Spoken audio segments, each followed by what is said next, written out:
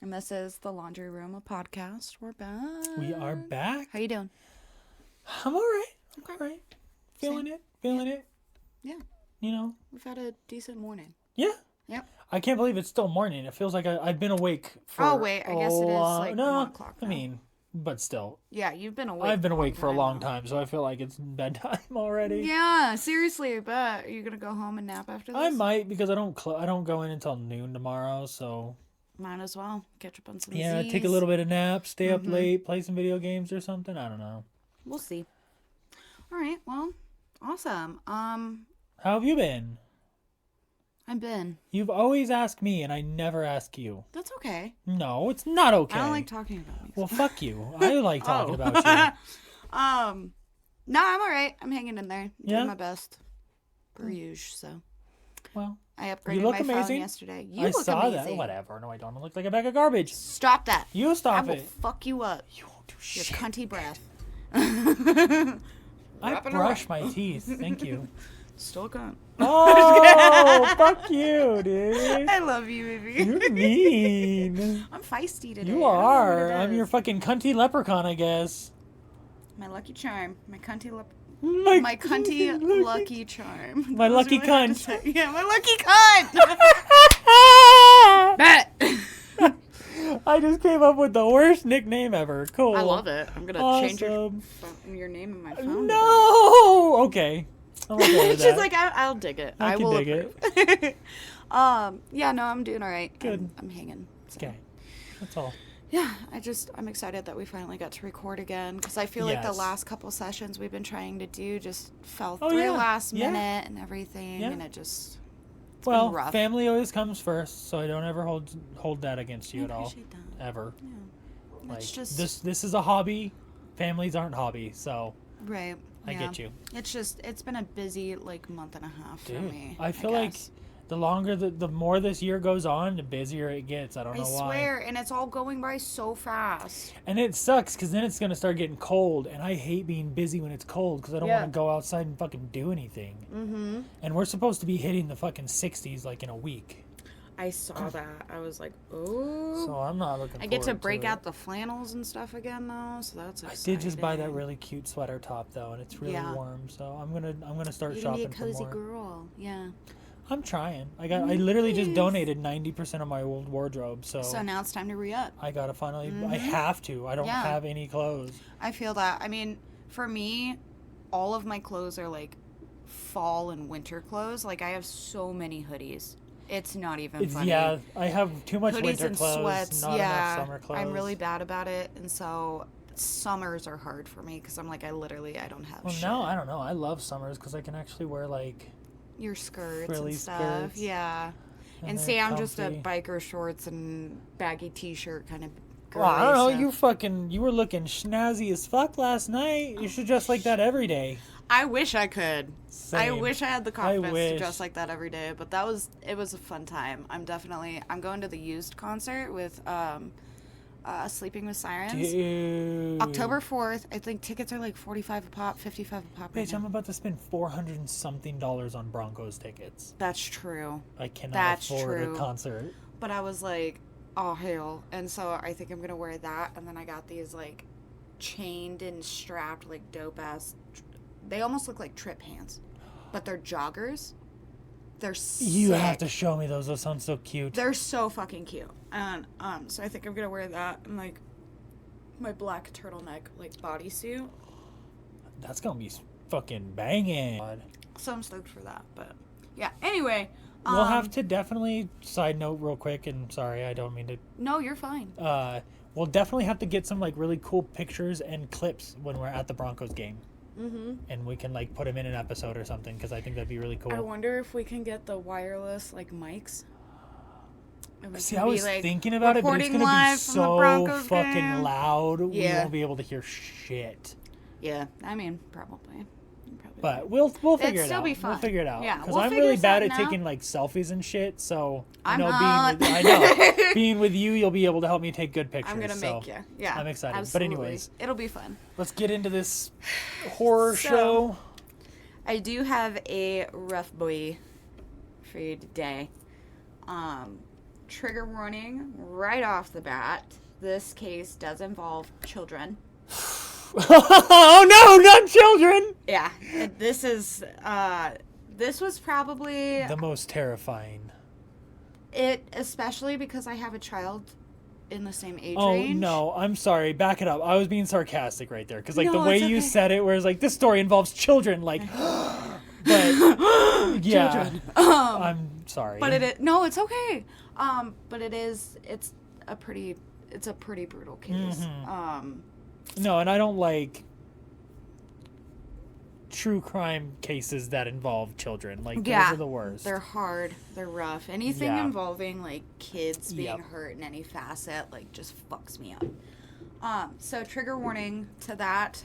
There's basically murder and sexual assault involved in this case. So, if this is not something that you think you can handle, that is okay. You can come back for our next one. Go watch some of my episodes. They're slightly less brutal. Mine tend to be fucked. So starting off with the Taylar trigger. Every time. Wouldn't be me, right? Wouldn't be you. But yes, I just wanted to give that trigger warning right off the bat, not only for Raven, but for you guys at home or on your way to work, wherever you're going. Oh God, one of these days you're going to have something so bad that just like halfway through there's going to be a cut where I'm just like not at the table anymore. Like I had to go. And you're just like, I will be continuing this by myself. As I was Hopefully saying. not. I think I can handle it. I've listened to some pretty fucked up shit, but yeah. I mean, I don't know. This one I've never I don't heard go of, like so it scares super me. in depth into their autopsies. So like I was saying, today we are talking about the Oklahoma Girl Scout murders. I've never heard of this. You're in for a ride. Oh God. This one's Nars bars as fuck. Oh. So, let's get into it, shall we? Last final seconds for you to bag out if you can't handle it. I won't be mad at you. It's fine. I understand. So on June 13th, 1977, Oklahoma was rocked by their most terrible and one of their most terrible and shocking crimes in their history.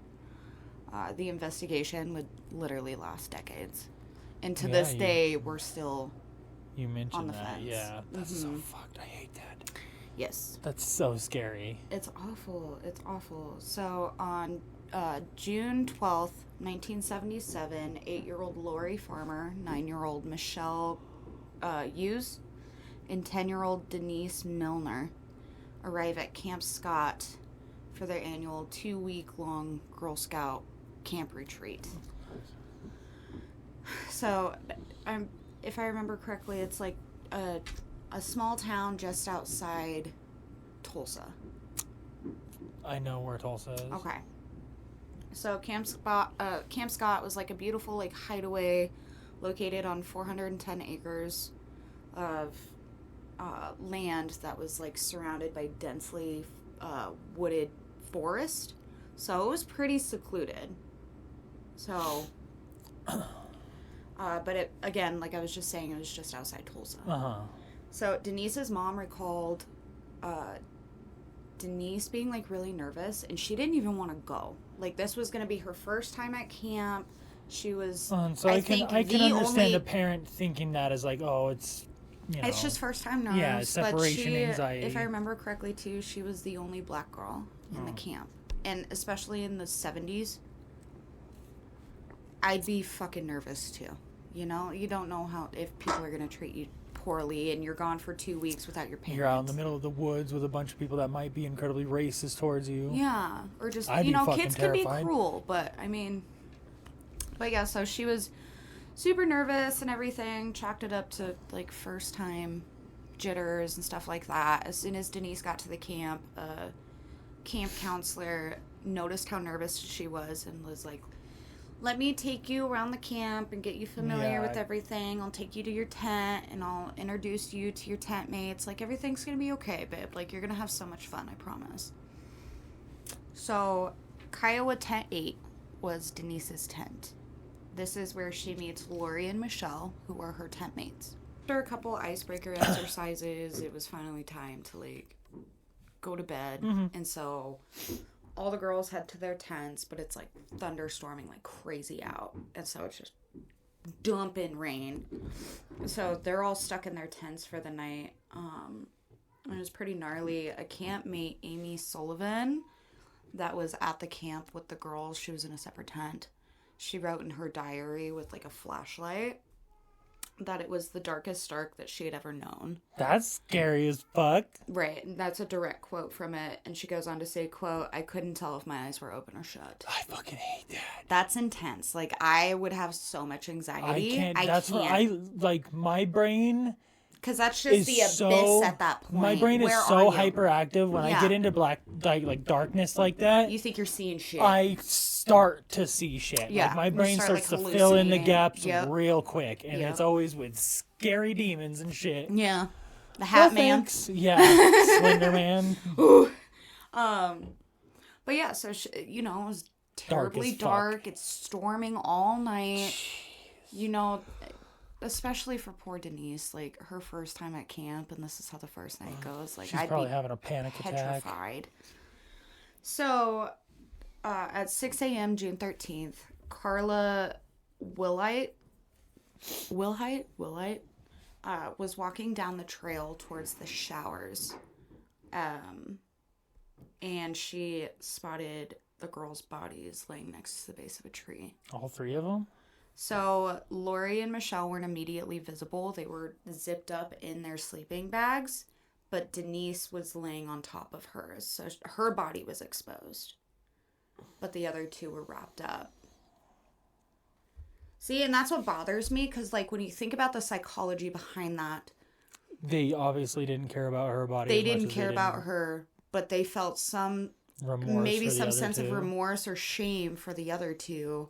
That's usually, like, I've watched a lot of true crime podcasts, and that's usually what you see from, like, serial killers and shit. If they cover eyes or faces, it's because they have remorse, or not remorse, but they feel their brain sense of shame. Feels like that person is still watching them, even though they're no longer there. Absolutely. But then they obviously didn't give a shit about fucking Denise. It's just fucked up. It hurts my heart.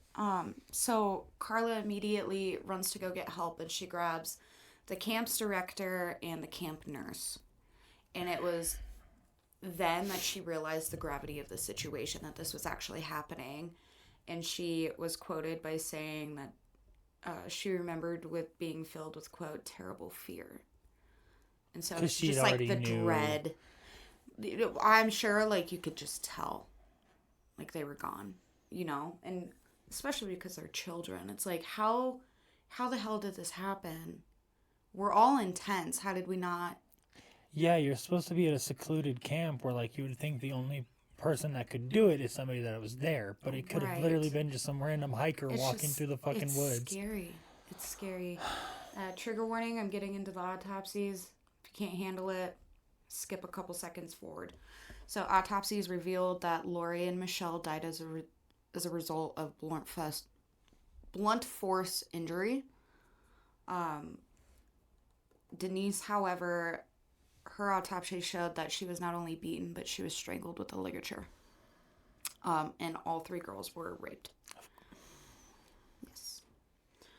So, of course, camp officials shut down the camp immediately. They call law enforcement in. Investigators immediately get to work.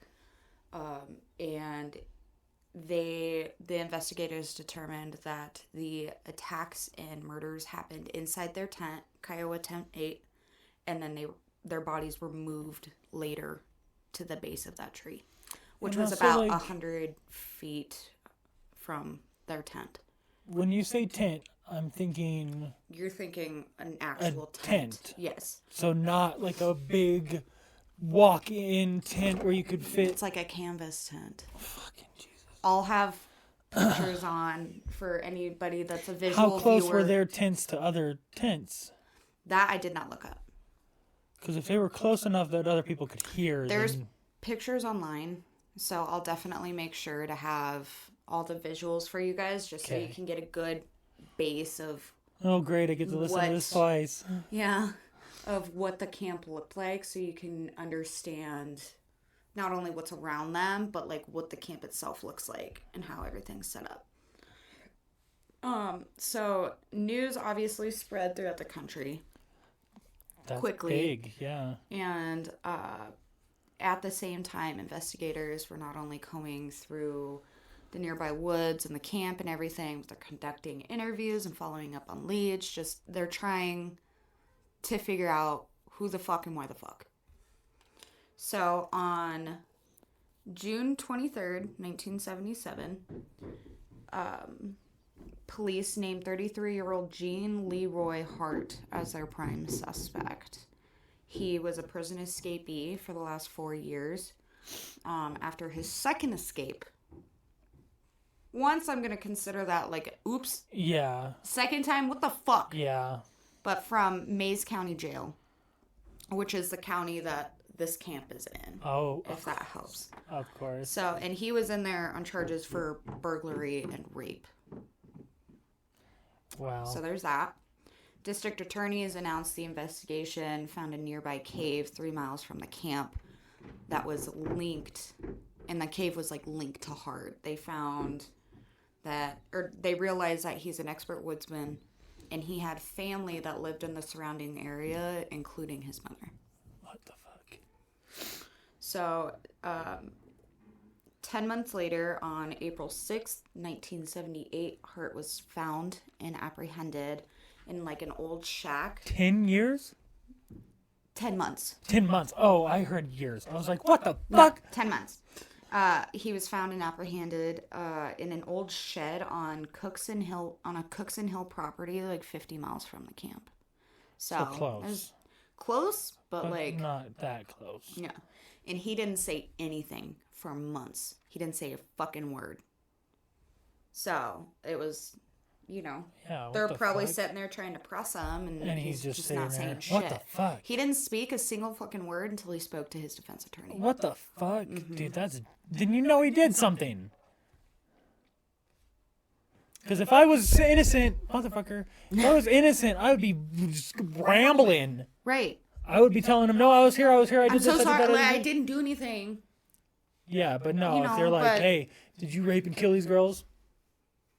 And you're just sitting there stonewalling. I would say that's a yes. Kind of sus. So, anyway, legal battle. He ends up obviously having to go to trial, and that's presided over by Judge William J. Whistler. His defense team was led by Garvin Isaacs, a former public defender for Oklahoma County, and he ended up opening a private practice. Okay. So that's how they came to find him. Hart told Isaacs' first meeting with him, I want you to know one thing, I didn't kill those Girl Scouts. What the fuck? And Isaacs believed him right off the bat. Then why haven't you been saying that this whole time? Because I'd be like, bitch, I didn't do shit. But the county of Mays also believed him, so much so that they raised $12,500 in his defense. Well, okay, what evidence do you have of him not being responsible?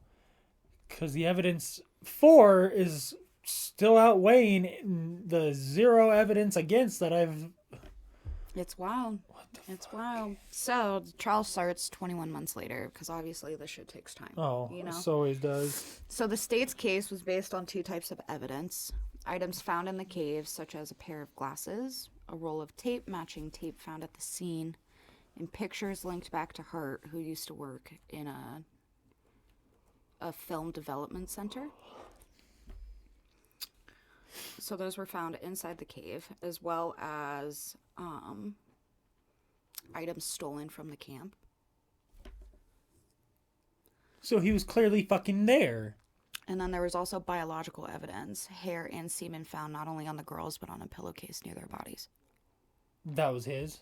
Well, obviously the semen, but his hair. It's the 70s, so they can't test it. Fuck. And then there was also a footprint found in the mud near the camp after the thunderstorm had ended it the night of the murders. Well, yeah, why would he not use a loud storm as cover to assault people? Well, especially if you have tape. Or it'd be easy if you have a weapon on you. If he's done it before, then he probably intended to do it again. And there's 3 little girls. It wouldn't be that hard for him to overpower them as a grown-ass man. It's so fucking sad.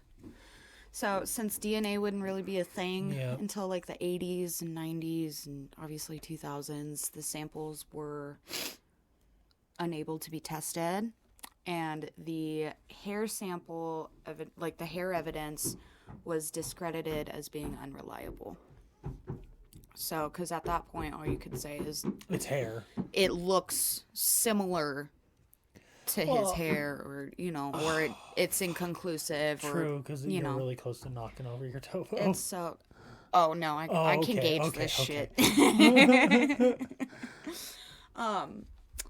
But, so police admitted that they didn't really have any conclusive evidence against him, because at that point, in forensics, I guess it is all until they have DNA, it's all circumstantial. In forensics, at that point, to nail somebody, you need, like, fingerprints.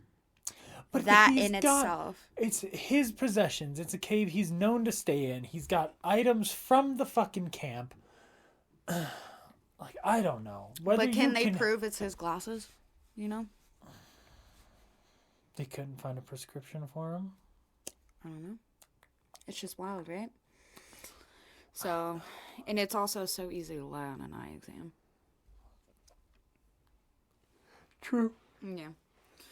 So, the defense uses that to their advantage. The hair, obviously inconclusive. They said that the footprint didn't match his shoe size, and that the evidence in the cave wasn't convincing beyond a reasonable doubt. Which, if I'm playing devil's advocate, I could understand that. Because, like, you don't have any fingerprints. There's no eyewitnesses. And eyewitnesses in itself is sketch. And all the defense attorney has to do is establish reasonable doubt, and that's enough for... It's that easy, non-guilty. However, though, on March 20th, 1979, the jury would deliberate and come back with a not guilty verdict. Saw it coming. But due to escaping twice on the outstanding burglary and rape charges... Because wait, wasn't he out the second time from escaping?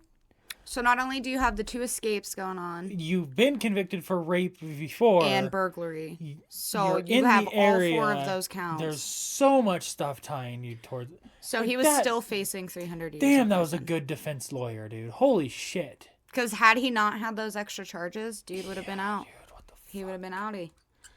But yeah, so he was still facing 300 years in prison. Holy shit. June 4th of the same year, so 1979...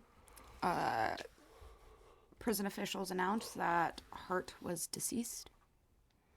He was in the yard working out, and it's believed that he had, or no, it is true, he had a heart attack.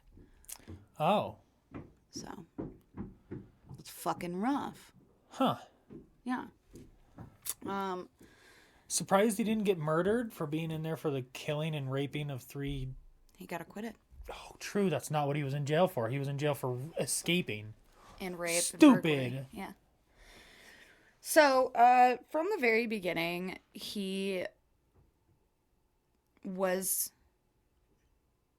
hyper-focused on, and police never had any intentions of hunting down other leads or suspects. That is something I hear of all the time. What is it called? Fucking... It's like tunnel vision. Yeah, well, I think they call it like railroading. Yeah. But, I mean, I don't know how to feel on this one. I can't definitively say it was him, but at the same time, he's mad sus. So much evidence tying so towards much. him. I'm just like, I mean, theoretically thinking, he's escaped from prison, probably not able to go buy shoes that fit his feet. So how do we know he didn't steal a smaller pair of shoes or something? And there's been plenty of cases where they wear a bigger size shoe. Yeah, to throw it off. That would make so much fucking sense. Yeah. Like, that's... I don't know. Well, interesting. So we're going to backtrack a little bit. In early April of 1977, the year that the attacks and murders went down, a counselor recalled like a strange event. There was one day they're all out. I'm assuming they're probably like hiking or doing some sort of Girl Scout exercise. I was in Girl Scouts when I was little, and we would only do a week long trip. But that shit was fun as hell. I had a lot of fun. Yeah, I had a good time. I don't know, like, I always feel so bad when I walk out of my store and I see those little Girl Scouts freezing their asses off selling fucking Girl Scout cookies. I was competitive about it, but I would just make my mom take it to work. Smart. I would just make her do all the work for me. Kind of like what I do with my oldest with her fundraiser. Yeah, no, there's some mom out here that always makes her kids set up right in front of the door on King Supers, and it's like fucking snowing, and they're sitting out there. Do you want to buy Girl Scout cookies? No, I want you to go home. Because they physically be in the store. Yeah. I forgot about that. But that also, your mom can say, hey, girls, we don't have to go sell the cookies today. It's fucking snowing outside. Or why don't you, like, set up the booth outside the car and have the girls sitting inside in the truck? fucking heater? Yeah, work around it. But no, they got it. It's building character. No, that's it's fucking getting child abuse. Fucking pneumonia. Yeah.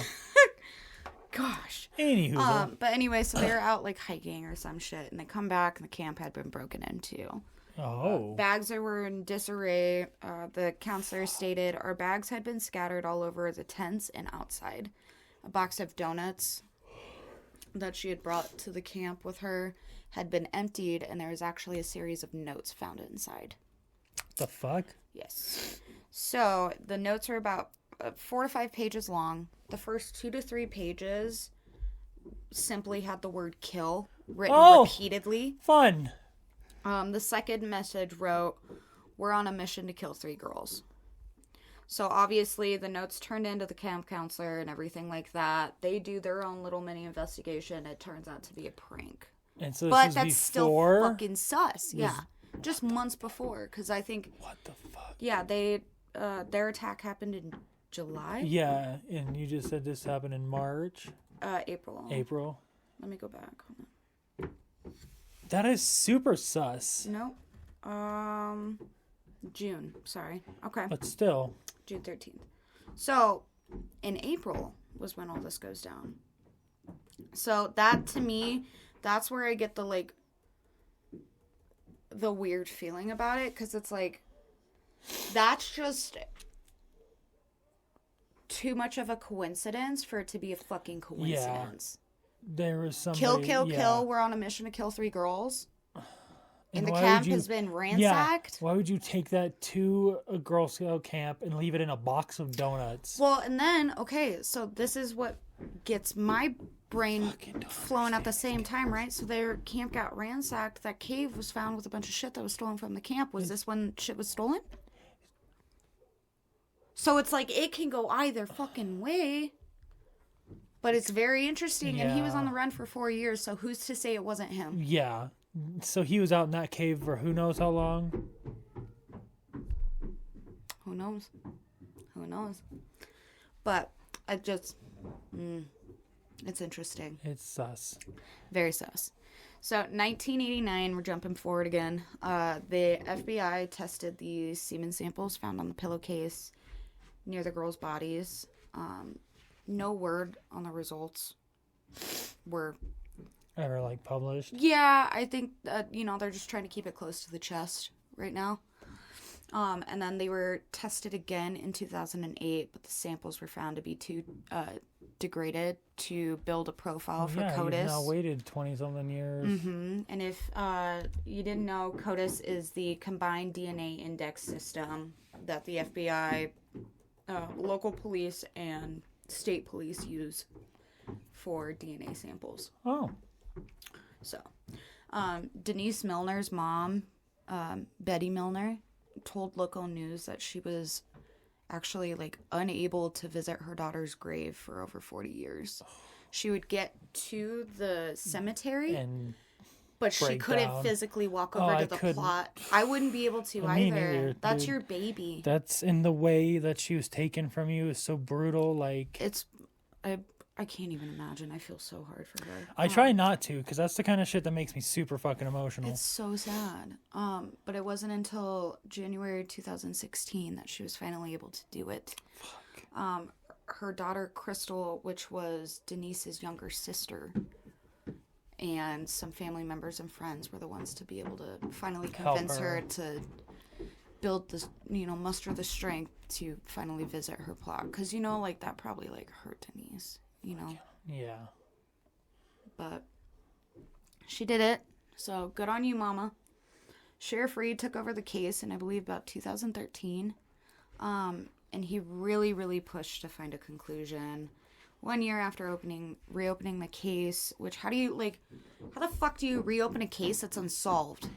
You can't close a case that you haven't fucking figured out, so how do you reopen that shit? It ends up in the cold case. It is, yeah. Room where absolutely. It just gets left. But I just, I hate the way that they phrase that, because it's no, you're revisiting it. Yeah. You're not reopening it. You're finishing it. You're finishing a job you never finished. Finding a conclusion. Yeah. Yes.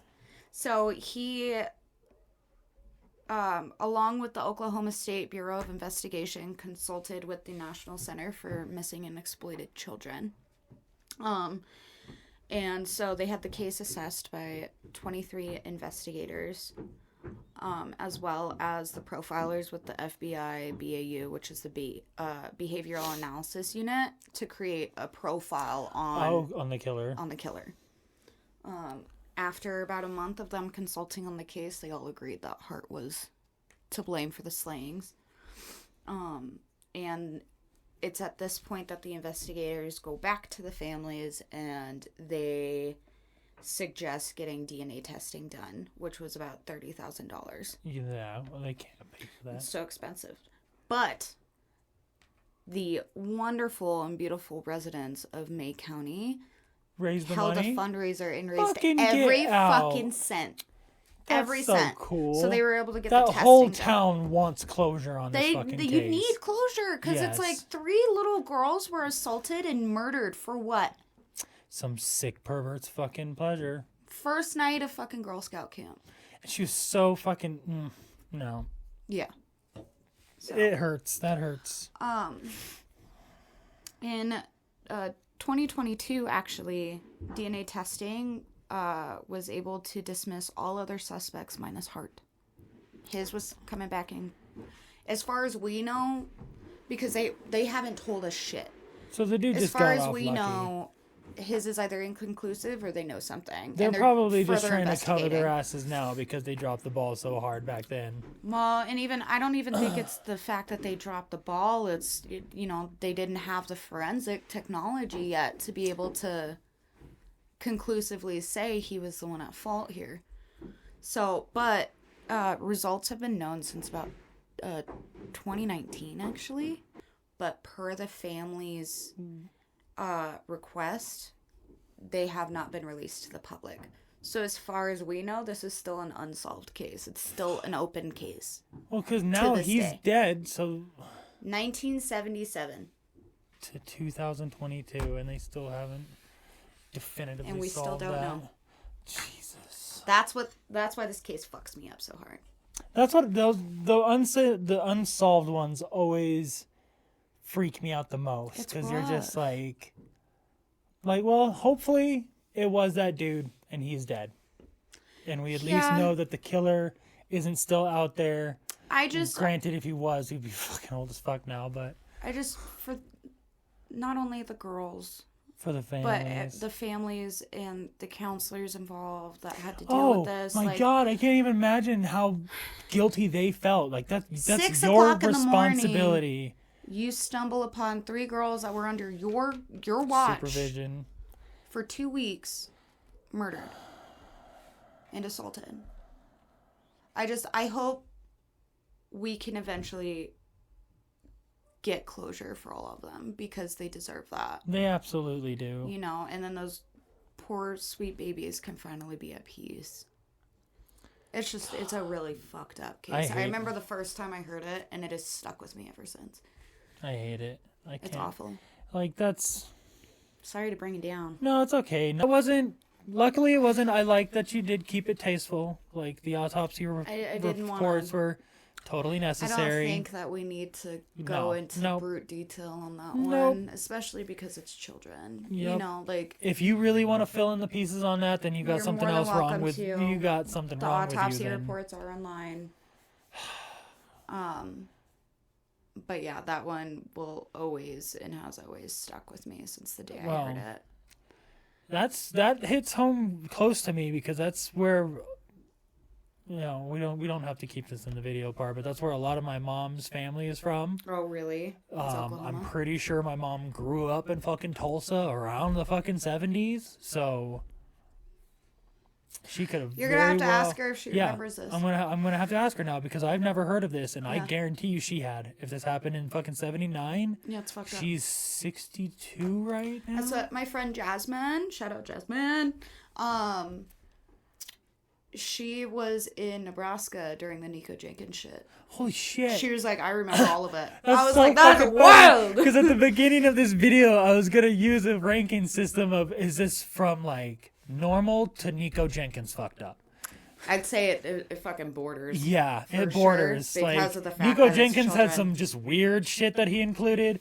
But it's fucked up. Chugging his own semen. God. I gotta remind you. Bring it back. That was the part I was trying to gloss over.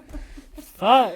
Sorry about it. On that note, hit us up on our socials. Again, we are rebranding. We are rebranding. I believe after the poll, you guys, it was by a landslide, you picked Strange Narratives. Which so I love. I like Strange Narratives a lot. I was partial to the Oddity Chronicles, but we worked that out. We're going to do a mini-series with that titled. So, anyway, hit us up on socials. For now, we are still the Laundry Room, a podcast on YouTube, Spotify, Facebook, Instagram, TikTok. Hit us up on our Gmail, the Laundry Room, a podcast at gmail.com. Send us suggestions, feedback, yep, advice. Anything, fan art, we don't care. Yes, I would love to see some fan art. Yeah, because we have a couple up yeah. already that we're waiting to upload. We'll definitely have to do that before we change our name. Yeah. And everything. Oh, true. Because now I do kind of feel maybe bad I'll drop about all them the at the end of this video. Yeah. Maybe we'll do that. That'd be nice. Because that'd be really cute. You know, my oldest would be really excited. Or if we could make an episode, like just officially, no, not an episode, but just like a little announcement officially when we change our name. Yeah. And include all the artwork in that and be like, before we do the name transition, we want to show a lot of the artwork that you guys sent in before and because we've show gotten you that a we few appreciate pieces it for still. Sure. Yeah. Well, even your daughter made us one. Yeah. Like, yep. I'm going to have to blur her name out. Oh, absolutely. But yeah, she was the first one to make us some fan art. So cute. She was so excited for us. Yeah, and she was like, I sent something to your Gmail. Oh my gosh. And we were like, okay, we're going to go look at it right now. But yeah, so just know once we do officially change our name, it is still us. We are just rebranding. And it's just going to make our lives a little bit easier, and it kind of it makes more sense for our content. I think so too. Yeah. I think so too. So I think with that we're going to bag out. Dip the fuck outie. Bye.